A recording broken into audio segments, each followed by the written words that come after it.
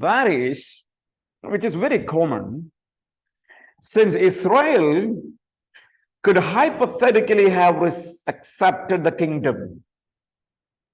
The argument is, imagine that when Christ came to offer the kingdom,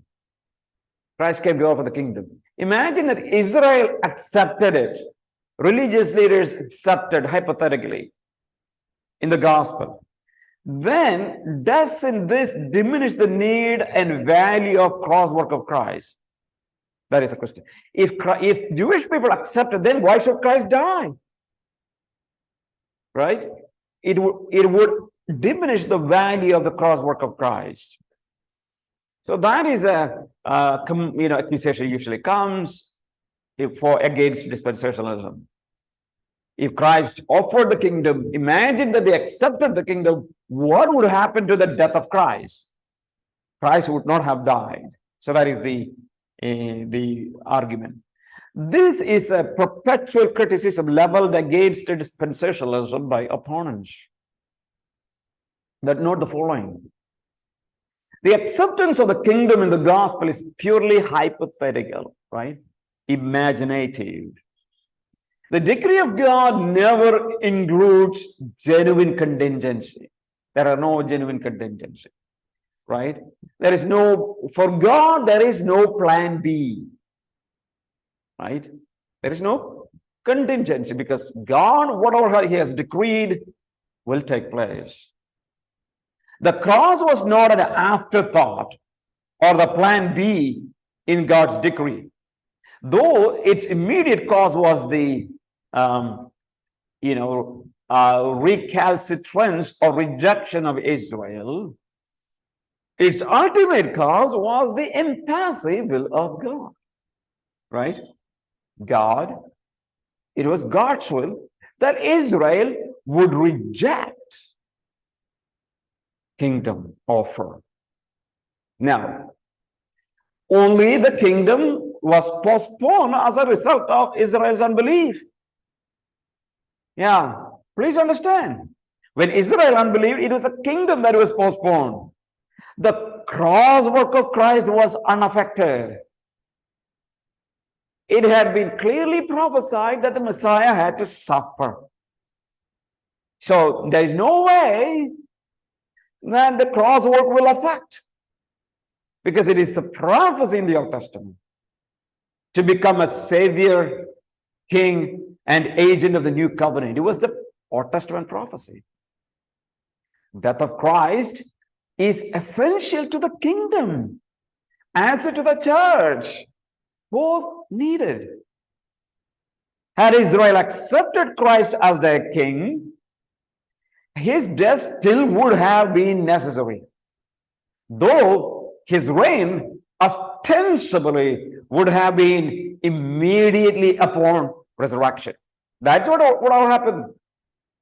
If Israel accepted the kingdom, death will take place somehow, but the kingdom will begin immediately upon the resurrection of Christ.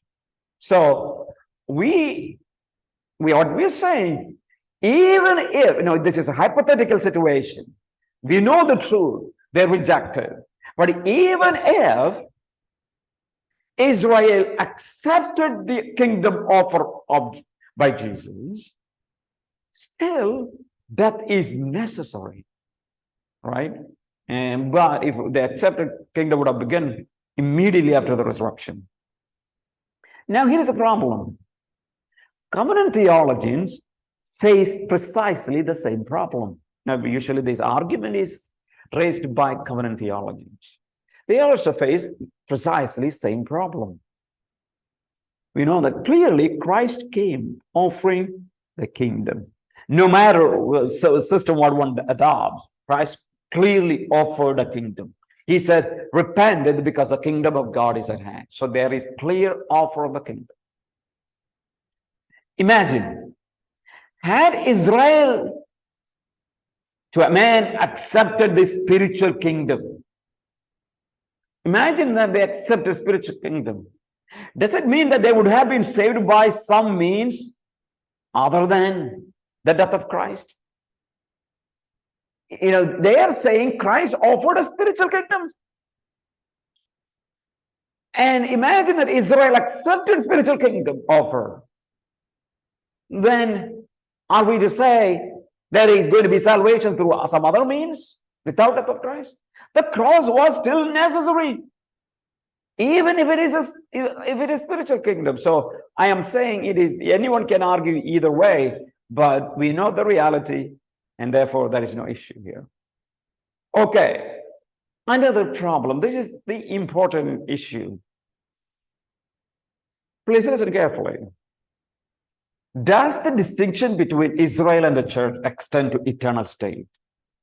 So far, I have one more question here. That is, does continuing commitment to Israel demand that we should give preferential treatment to ethnic Jews now?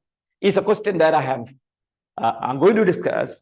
But before that, the question is, how should we treat Israel now? Right? That is a question that we will look at later. But before that, there's a question that comes. And that question is, this distinction between church and Israel, will it be carried into eternal state? The eternity that we are talking about, are there going to be a distinction?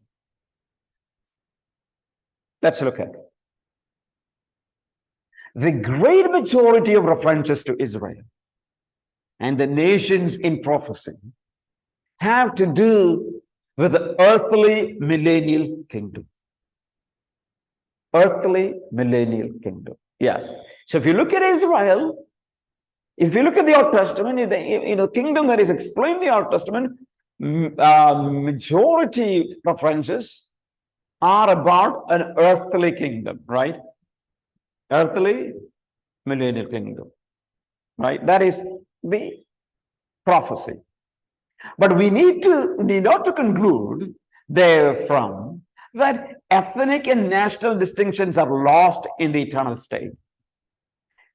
Maybe we might have thought that in eternity there is no Jew, no Israel. No Jew, no Israel. Everyone is same. Everyone is equal. Absolutely, I'm saying yes, it is equal. But I am talking about the identity in eternity. Are there going to be the identity of Jewish people maintained in eternity? That is my question here. It would seem, in fact, since personal identity is always cast in terms of relationship, it would seem at least some of this relationship must persist perpetually if personal identity is to be preserved all in the eternal state. So what I am saying is, I am not saying that there will not be, everything is going to be same like the earthly kingdom, same like the millennial kingdom in eternity, that Jewish people are going to be the leaders of all the nations. Church is going to be the bride of Christ, the queen of the king, will be the co-regent with Christ, ruling over the nations, ruling over the people. Yes. Yes, I'm not saying that all these things are going to be absolutely repeated in eternity, but some of the verses suggest that there is identity is going to be retained. Jewish identity is going to be retained even in eternity. Why I say that? Now let's go to Revelation chapter 21. See, if your Bibles, please now open with me, Revelation 21. Revelation 21. According to Revelation 21, New Jerusalem of the eternal state will include not only angels, but also Israelites. All right? Divided into 12 tribes and Gentile nations, and arguably the church represented by the apostles in verse 14, which together comprise in chapter 21 as the people of God. So let's look at chapter 21. All right, 21 now. 21 verse 12. Anyone read? Can anyone read? It had a great high wall with 12 gates, and with 12 angels at the gates. On the gates were written the names of the 12 tribes of Israel. There were 3 gates on the east, 3 on the north, 3 on the south, and 3 on the west. The wall of the city had 12 foundations, and on them were the names of the 12 apostles of the Lamb. Okay.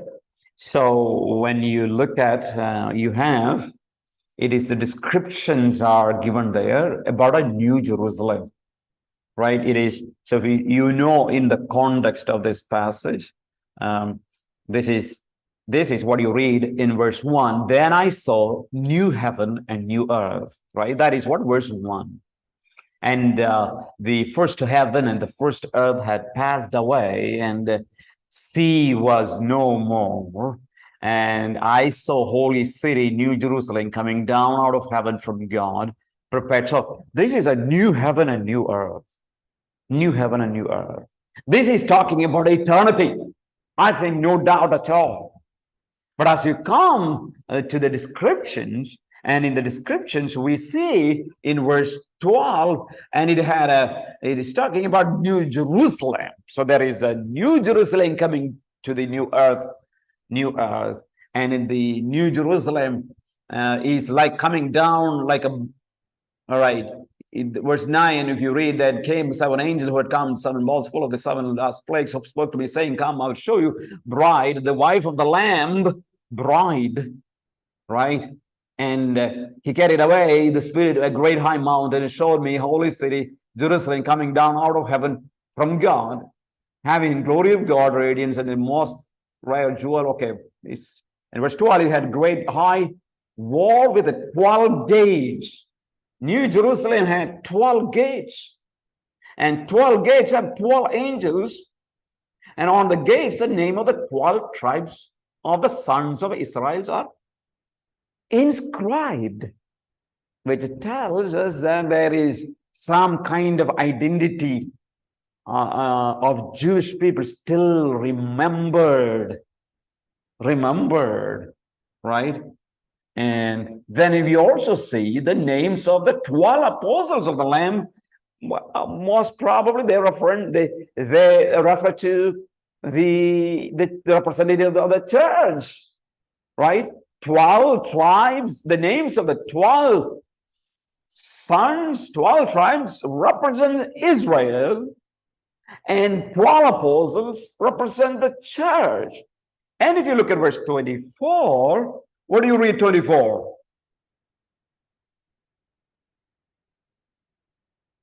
All right. The nations will walk by its light, and the kings of the earth will bring their splendor into it. Yes, then you see not only church, not only Israel, then there are nations as well. Nations and kings. Yeah, all the earth will bring their glory into it. So, and verse 25 says, and the gates will never be shut by day, and there will be no night there. They will bring into it the glory and honor of the nations, right? So that means there are going to be nations in eternity. Nations, eternity. So when you say eternity, God's people includes 12 tribes of Israel, that is Israel, the church, and the nations. Israel, the church, and the nations. Where? In eternity. That's how it is. So I am saying at least the identity is going to be maintained here. The people of God comprises of these 3 groups, which is the same that is going to be in millennial kingdom also. Let's look at Hebrews chapter 12 now, maybe a slight an reference is there that also can shed some light to the point that we are discussing. Hebrews chapter 12. But you have come to Mount Zion, to the city of the living God, the heavenly Jerusalem. You have come to thousands upon thousands of angels in joyful assembly, to the church of the firstborn, whose names are written in heaven.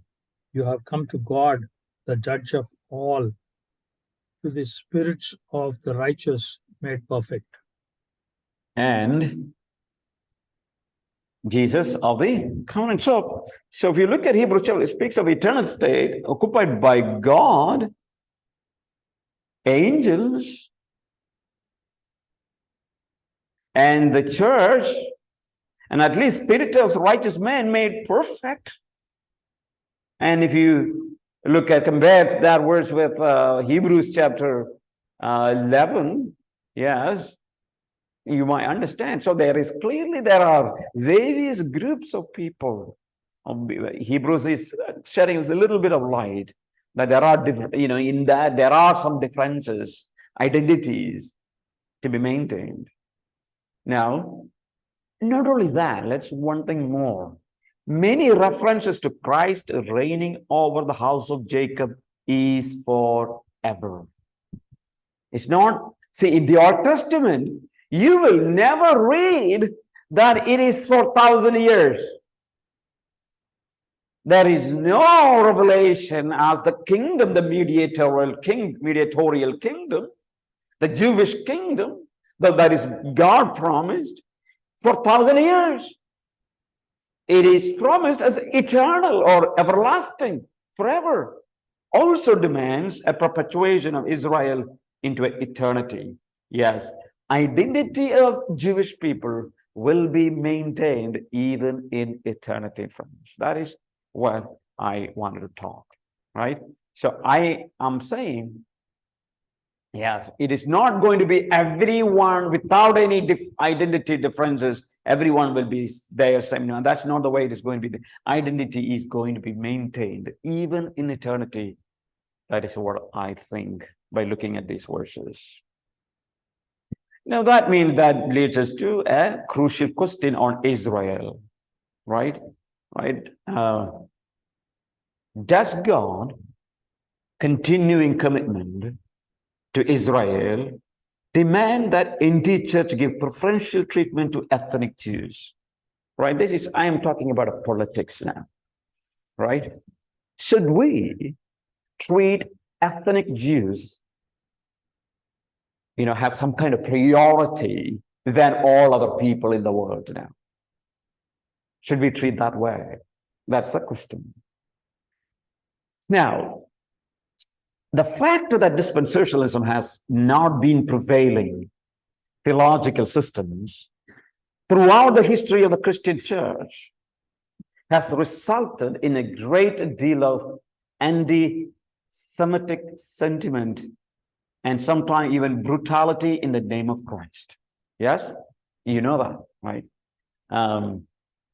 Dispensationalism was not prevailing theology system from the beginning of the Christian church, and therefore treatment of Jewish people had gone to be so extreme in many cases, right? Many cases. If you really look into the history, people looked at Jewish people with contempt. Why? Because after all, Jews rejected their Messiah and killed him. And the result of that, God rejected them, his people, and turned to Gentiles. So that is the point. Jewish people rejected, and God turned to Gentiles. And Jewish people killed the Messiah. So if you really want to know about how should you view Jew, you need to read Romans chapter 11. Paul addresses this nascent sentiment among Gentile believers. Yes, Gentile believers, even in the beginning itself, even in Rome, Gentile believers had a negative view of Jewish people. yeah, you are rejected people. So Paul's argument is in chapter 11 is no, wait. Don't think that Israel is completely rejected. God is going to bring them back again. God is going to bring them back again. Okay. 1 second.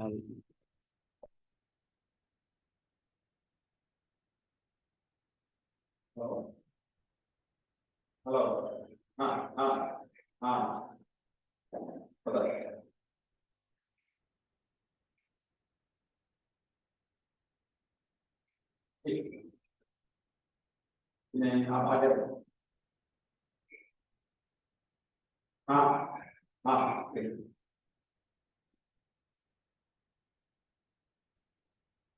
Sorry about that. There was a call that I had to take.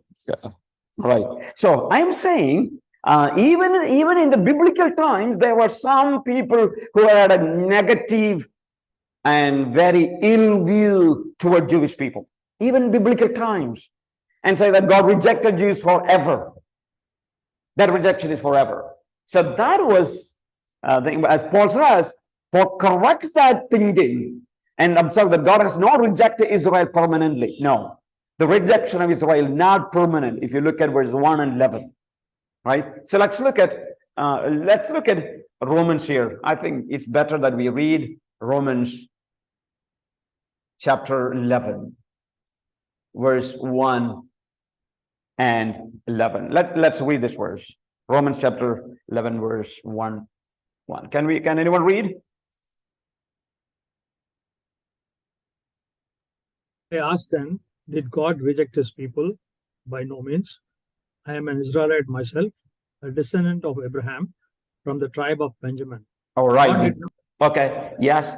God did not reject his people. And let's look at verse 11 also, maybe. Again, I ask, did they stumble so as to fall beyond recovery? Not at all. Rather, because of their transgression, salvation has come to the Gentiles to make Israel envious. Yes, to make Israel jealous. So he says, God did not reject Israel permanently, because that tells that among Roman believers there was an issue toward Jewish people. They looked at they looked at as rejected people. So Paul says, no, don't think that way. In fact, many scriptures suggest certain priority and advantage that accrues to Jews. There are certain words, passage tells that there are some priority for Jewish people. But the question is, does dispensational theology demand that Jews receive a preferential treatment in anti-era? Should we? All right. I am arguing, first of all, missiologically, some dispensationalists have appealed to Romans chapter 1, verse 16 and 10, etc., as normatizing the priority of Jewish evangelism in the present dispensation. They said Jewish evangelism is the most important thing in the world by looking at Romans chapter 1, verse 16. It's a power of God for Jews first, and then for Gentiles, the gospel. And that this was clearly a historical reality in the apostolic era that cannot be denied, because gospel has to go to the Jews first. It has gone then to Samaria and the Gentiles. However, that priority of which Paul speaks in Romans chapter 1 and 2 is evangelistic, is not so certain. That is, we cannot say that priority that Paul is saying about evangelism, Jewish evangelism, has to be priority. Cannot be argued from Romans. Certainly, Romans 1:16 is not crafted as a command, right? It is strange omission if it reflects the primary mission of the church, right? And leveling of ethnic distinction in church and describes else everywhere. A Jewish priority on evangelism, the church should give priority to Jewish people in evangelism, is not an argument that can be raised from Romans 16, because that's not, even Galatians says, no, we are all equal. We're all equal. So looking at Jewish evangelism mission as priority is not a right understanding. I am saying it is not wrong to those people who are believers who are engaged in Israel evangelism should continue. And for example, there is a one group I highly recommend, something known as One for Israel, right? It's one of the greatest group that does a tremendous work. That this is Jewish people who are involved in evangelistic work among Jewish people in Jerusalem, in other parts of Israel. So I'm saying, in view of this, it is probably best to see the priority described are as one of suitability. Yes, that is because gospel began from Jews, because Jesus Christ was there, apostles were there. Now, the coming of Christ was the climax of Jewish expectation and should have resonated with them with a little or additional explanation, right? Yes, it was Jewish expectation. There need not to have any other explanation. They should have accepted. Gentiles, on the other hand, had no such background. They were not waiting for a Messiah. They were not waiting for a Messiah. Gentiles. It was Jewish people who were waiting for a Messiah. But we know that Gentiles were grafted into the promises in the Old Testament, grafted into, right? We know, we already discussed that one. So I am saying a missiological priority for Jewish people. I don't see a missiological priority, first of all. I don't see for Jewish people. Regularly, like, people from all over the country, their own country, people evangelize, or if there are someone goes to another country just like that, anyone can go to any country. But if any church teaches that Jewish evangelism is the priority for them, is not really, doesn't have proper biblical argument. That's first of all. Now, my main issue here is this one. Should we treat Jew socio-politically with a lot of priority? Should we treat them? Now, this is, we have seen in many American evangelical groups, they have this, they see Jewish people in different ways. So I wanted to talk about a little here. Okay, how should we look at the Jewish people now in Israel as a church? Some dispensationalists argue that biblically informed Christians and governments should grant Israel as God's chosen nation privileged status among the nations. You see that one? All right? Privileged status among the nations. Israel should be the privileged nation. That's what some people think, affording them carte blanche, military, and economic support, and even turning a blind eye to their moral excesses and abuses. No problem. That is what some people believe. This is happening, those people who are within the dispensational circles. Now, while there are good reasons to support Israel, I'm saying there's nothing wrong to support Israel. Their status as God's chosen people does not seem to be one of them. If you treat Israel and think that, okay, you need to support Israel, and your argument is that they are God's chosen people, then I'm saying it doesn't seem is the best argument at all. Why? It is simply because God has turned away from Israel now and has handed them over to Gentile nations for just judgment in keeping with the terms of their covenant. Yes, it is the just judgment. God has turned them over to Gentiles. Now,